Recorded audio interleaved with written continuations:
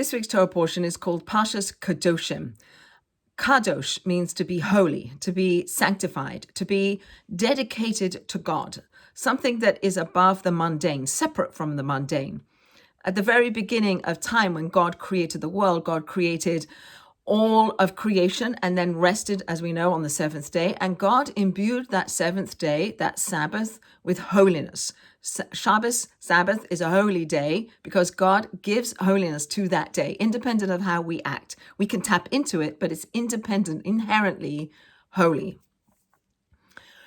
God says to Moses, tell all the Jewish people that I, God, am holy and that you shall be holy. It's a promise. If you act in certain ways, and I'm going to tell you how to act and how to be vis-a-vis each other, that you should behave in ways towards each other that are loving. You should not bear a grudge. You should not put a stumbling block in front of the blind. You should not curse the deaf. You should give the corners of your fields to the poor, so on and so on and so on. All these ways in which we behave towards each other, and also directives of how we relate to God. If we do all of these things, if we act in these ways and we become godlike, we act in godlike ways, we will become holy. God will bestow upon us holiness.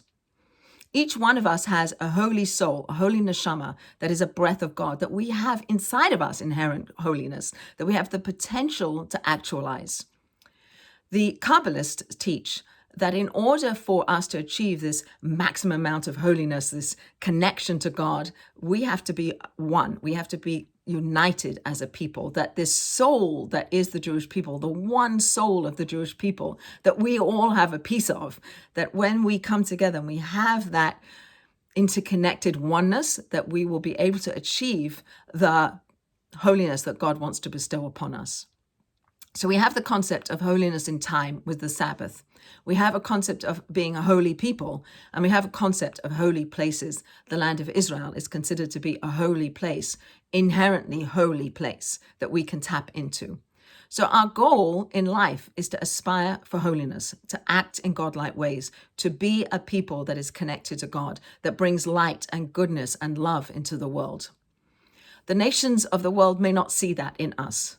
They may berate us for being oppressors, for being genocidal, for being all sorts of things that we are not. So we have to stand up for who we are. We are a holy nation in relationship to God, aspiring for more goodliness and more godliness that we can put into the world by how we act, by who we are, by sanctifying and dedicating and bringing holiness into the world. And I pray that we see that in ourselves and that we are able to flood the world with goodness and with love and with light.